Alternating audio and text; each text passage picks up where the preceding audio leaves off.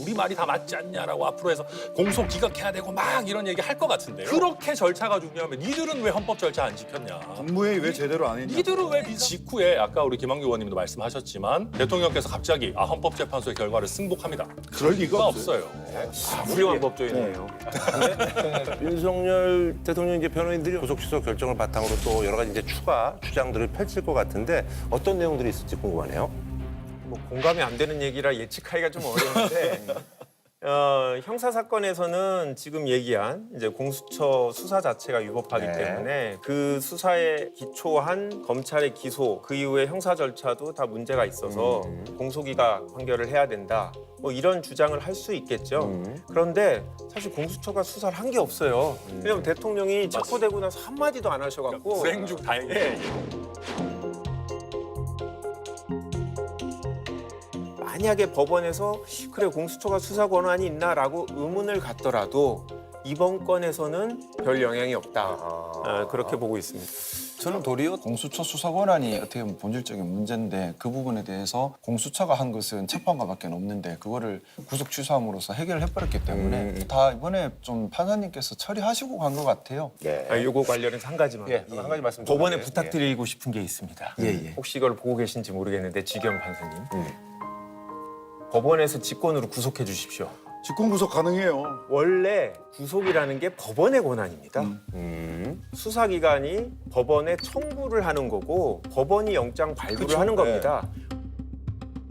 원래는 재판을 하다가 이 사람이 증거인멸 도주 우려가 있다. 라고 하면 법원이 직권으로 구속영장 발부할 수 있는 거기 때문에 이제 형사사건 내란죄 변론이 시작되면 이렇게 중대한 범죄를 저지른 사람에 대해서 다른 사건하고의 형평성을 고려하면 법원에서 딱 구속사유가 있는지 판단해서 영장 발부하면 됩니다. 우리 재판부에서 현명한 판단해 주시기를 간곡히 부탁드립니다. 저는 윤석열 측 변호인분들이 막 기고만장할 것 같아요. 거 봐라, 니들이 수사 절차에서 막 뭐 어기고 우리 말이 다 맞지 않냐라고 앞으로 해서 공소 기각해야 되고 막 이런 얘기 할 것 같은데요. 절차를 준수하는 거 굉장히 중요하죠. 그러면 비상계엄 하던 절차는 안 중요했을까요? 그러니까. 그렇게 절차가 중요하면 니들은 왜 헌법 절차 안 지켰냐. 국무회의 왜 제대로 안 했냐. 니들은 왜 비상계엄 할 때 절차 왜 안 지켰냐. 5천만 국민의 기본권이 달려있는 절차잖아요. 단순히 국회의 정치 활동을 금지하는 게 아니고 국민을 대표해서 정말 우리가 대의민주주의로서 활동하는 사람들의 정치 활동을 금지한다. 이거 얼마나 무시무시하고 거대한 일입니까? 하다못해 전공이 처단한다 얘기할 때 그 사람들의 기본권 어떡할 거냐. 그래서 저는 이 결정을 가지고 일부 또 뭐 지지층이나 윤석열 대통령 변호인들은 막 기가 살겠지만 한꺼풀만 뒤집어서 생각하면 그 절차의 중요성이라고 하는 것이 오히려 윤석열 대통령을 옥죄게 될 거다. 훌륭한 법조인이에요. 자, 뭐 구속 취소 이 결정이 탄핵 심판에 말씀하시는 거 보면 이제 큰 영향을 미치지 않을 거라고 지금 생각들 하시는 것 같아요. 근데 사실 이번에 구속 취소가 국민들께 큰 충격과 혼란인 건 맞지만은 어떻게 보면 그렇게 중요한 일은 아닙니다. 맞아요. 본질이 훼손된 것도 아니고 뭐 본질이 언론에서 그렇게 바뀐 지적을 것도 하더라고요. 아니고요. 예. 그 대통령의 신변과 탄핵 결정은 사실 별 상관이 없어요. 왜냐하면 박근혜 대통령 때를 생각해 보면 그때는 내란죄가 아니었기 때문에 그냥 관저에 있었어요.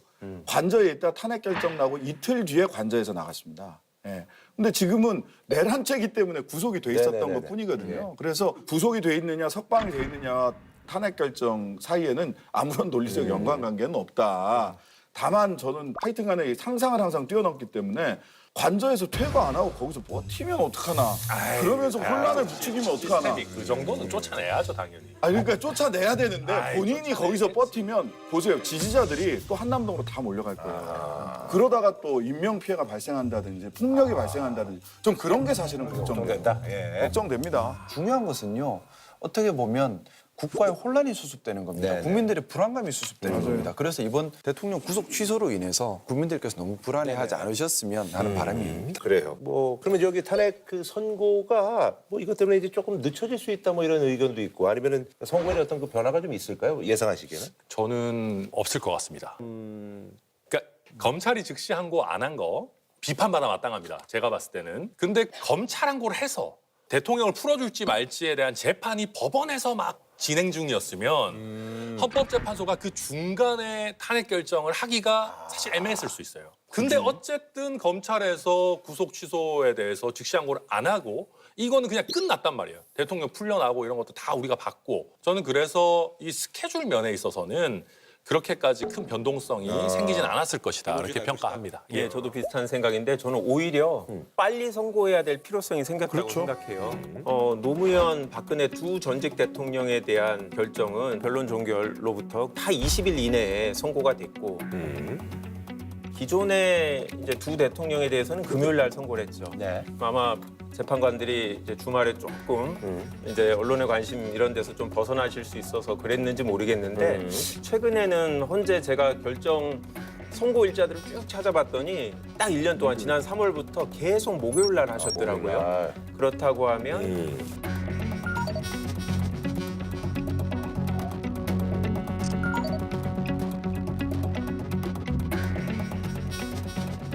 이때 가능성이 높지 않을까 뭐 그렇게들 보고 있습니다. 하여튼 꼭 해야 된다. 해야 그렇게 된다. 생각합니다.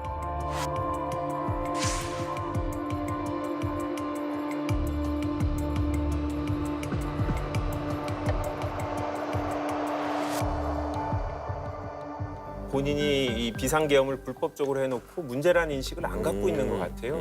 그래서 제가 우려되는 것은 헌재의 결정에 대해서 승복을 할까. 지금의 태도를 봐서는 그렇게까지는 안 하겠지라고 기대하지만 그 기대마저 꺾일 수 있지 않을까. 뭐 우려가 큰 상황입니다. 우선 정치적으로 봤을 때 와, 윤 대통령님 앞으로도 굉장히 활발하시겠구나. 그렇지. 예, 나올 때도 보면 대통령을 하실 때보다 요즘에 오히려 더 활기차 보이십니다. 그 정도에. 예, 오히려 약간 총기도 다시 돌아오신 것 같고. 술 때문에 아니 뭐 그렇게까지 얘기는 할 수 없겠지만. 총리가 돌아온 것 같지는 않던데. 아 근데 어쨌든 그 총기가 꼭 좋은 의미의 총기라기보다는 에너지가 오히려 더 돌아오신 것 같고 파이팅이죠. 나와서도 지지자들한테 이렇게 가서 뭐 아스팔트 덕분에 내가 이렇게 살았다 90도로 인사하고 조금 있으면 거의 어퍼컷 하실 기세예요 지금. 전 이거 보면서 앞으로도 계속해서 국민의힘 전당대회 과정이 됐든 경선 과정이 됐든 아주 활발하게 활동하실 것 같다라는 예감이 들었고요. 그러면서 우리 김상호 의원님 짝사랑하고 계시는데 좀 아쉽지만은 한동훈 대표님 진짜 망한 것 같아요. 한동훈 확실히 망했고 조금 넓게 봐서 오세훈, 홍준표, 뭐 안철수 이런 분들 완전 망했다. 왜냐하면 대통령께서 내가 누구의 아련을 받아줄 거냐를 가지고 어마어마한 정치적 영향력을 뿜어내실 것 같아요.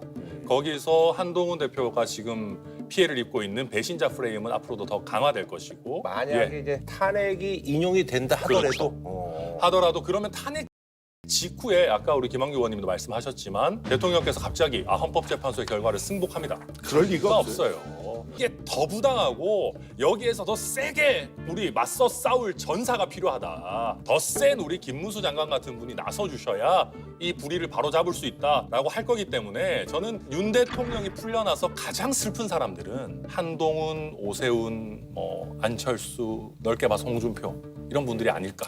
이준석 대표는 어떻게 된 거예요? 슬픈 거? 아 저희는 뭐 이미 뭐 이만큼 지금 나와 있기 때문에 저희가 갑자기 뭐 윤 대통령 아련하러 가고 이러지 않는데 그렇게 근데 하시고 이제 그러기 나중에 때문에. 한번 봐야 되고 이준석 그 지금 뭐 예비 후보 아이, 저희는 뭐 한다고 아련하러 하는데 안 간다니까요. 아니 누가 아련이 아니고 아니 구속 취소 이제 사유를 보니까 공수처 이제 권한과 관련해서 논란이 있었습니다. 법원은 명시적으로 내란죄 수사권이 없는 공수처의 윤 대통령 수사에도 불확실한 부분이 있다고 봤습니다. 여권에서는 공수처의 수사권도 계속 문제 삼고 있습니다. 법원은 공수처의 내란죄 수사 권한에 법적 근거가 없다는 점을 지적하면서 내란몰이에 의해 자행된 불법 위법 수사 전반에 제동을 건 것입니다. 그래서 이제 오동훈 공수처장에 대한 어떤 즉각 수사를 촉구하고 있습니다. 그래서 이제 네 분은 이거에 대해서 어떻게 생각하시는지 좀 궁금해요.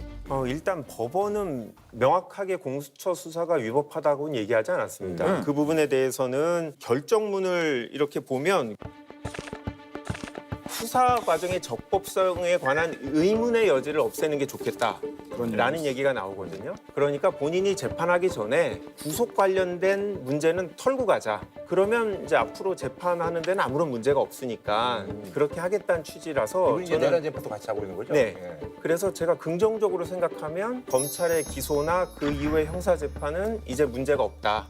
그래서 본인이 재판장으로서 판결을 내리는데 영향이 없을 것이다. 그래서 내란죄가 유죄 유죄로 인정되는 데는 문제가 없을 거다라고 생각합니다. 근데 저는 공수처 같은 경우에 사실 뭐가 도움이 되는지 모르겠고 수사 과정에서 혼란만 더 가중하고 있는 면들이 있습니다. 김한규 의원이 말씀하신 대로 공수처가 잘못된 지금 수사 개입을 하고 인신 구속에도 관여를 한 거 이 부분을 저는 굉장히 중요하게 봤다고 생각해요. 그러니까 구속 기간 시간 계산의 문제를 다 빼더라도 공수처가 이런 식으로 수사 권한이 명확하지 않은 상황에서 이렇게 한 부분이 무조건 위법하다라고 단정 지을 수는 없지만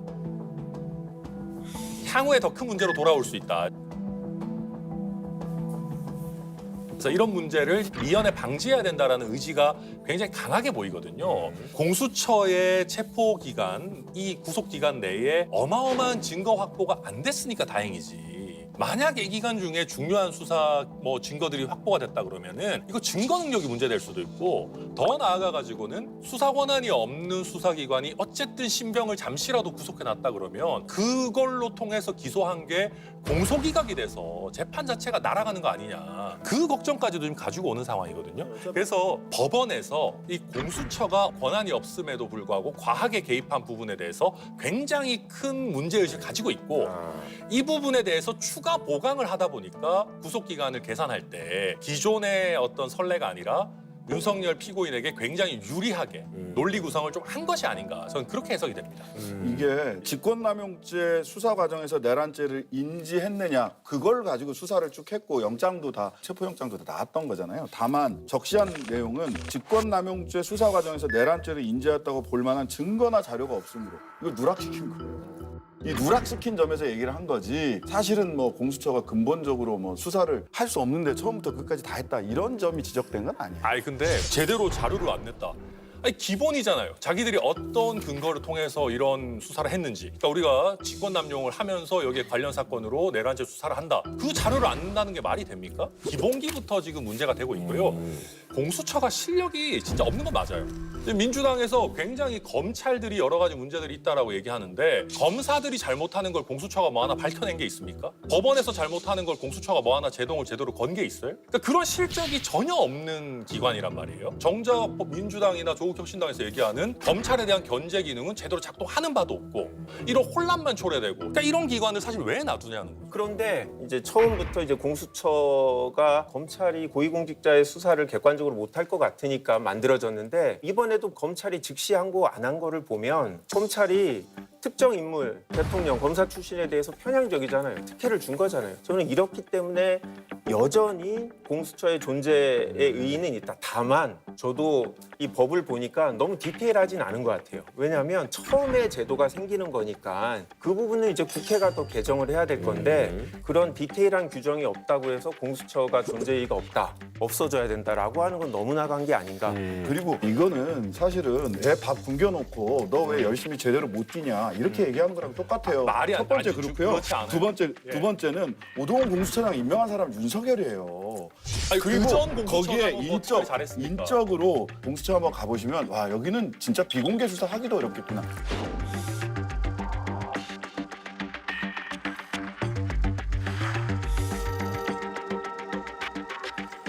그래서 애들 밥 끊겨놓고 너 프로 선수처럼 왜 못 뛰어? 이렇게 얘기하는 거는 지나치다라고 전혀 그렇지 생각해요. 않습니다. 공수처가 예산도 그렇고 인력도 22명밖에 안 돼요, 그렇고 검사. 검사 22명이면 제가 순천에 있을 때 순천지청 정도예요. 순천지청이 한 해에 얼마나 많은 사건을 처리하고 성공적으로 기소하는 사건도 얼마나 많이 순천지청에서 대통령 기소하진 않, 대통령 수사하진 근데 않지. 그러니까 자 보십시오. 지금까지 그걸 우리가 과장할 필요가 공수처를 없다는 나눠가지고 뭐 하나 대통령도 대통령이지만 원래 처음에 이야기했던 정말 권한이 너무나 막강해서 견제받지 않는 권력기관들에 대한 제대로 된 견제와 감시 기능을 했느냐. 네. 사실 그렇지 않고 오히려 이런 중요한 국면에서 자기들이 욕심만 부리고 실력은 안 되면서 국가의 명운이 달려있는 내란 수사를 굉장히 위태롭게 만드는 사실 의미 없는 기관으로 처음부터 문제가 있었다 말씀드리는 겁니다. 그만큼을 검찰을 더 비판하셔야 돼. 지금 먼저 네. 없어져야 될 때는 공수처가 아니라 검찰이에요. 아니 근데 검찰 해체해야 돼. 검찰이 아니 뭐 검찰도 문제가 자초한 많죠. 건데. 저는 혼란스러울수록 원칙에 충실해야 한다고 생각합니다. 12.3 사태는 사실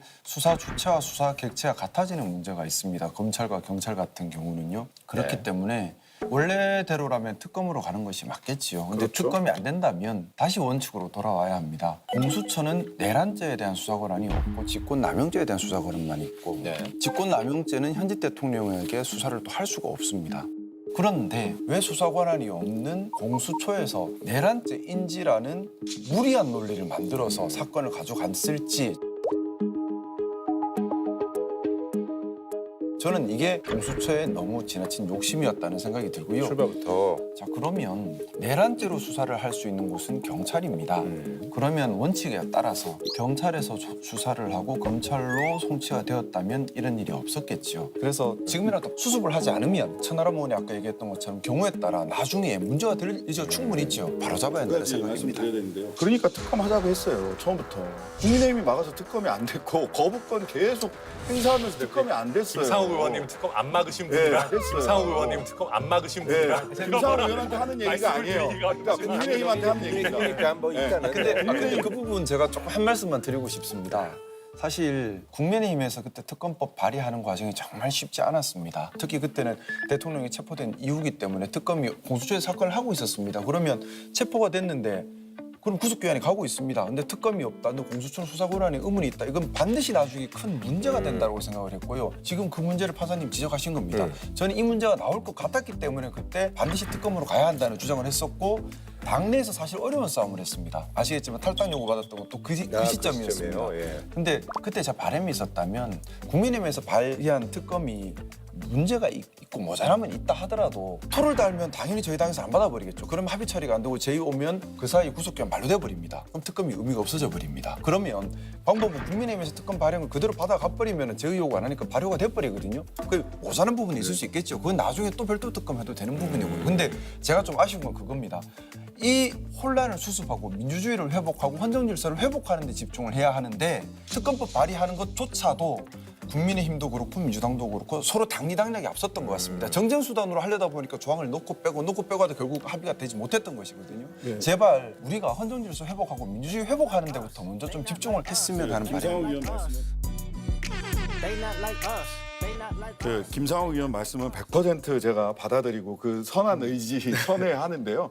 당시에 공수처가 땡겨서 뭘 해야 된다라고 해서 당면한 목표는 뭐였냐면 체포영장, 구속영장 집행하는 거였었어요. 지금 와서 보면 아 그때 이렇게 했으면 더 좋았을 걸 하는 부분은 있지만 당시는 체포영장, 구속영장 검찰이 청구했을까요? 저는 검찰이 지금의 태도들을 봤을 때 그렇게 쉽게 속단할 수 없다고 생각합니다. 그런 말이죠. 이제 어쨌든 간에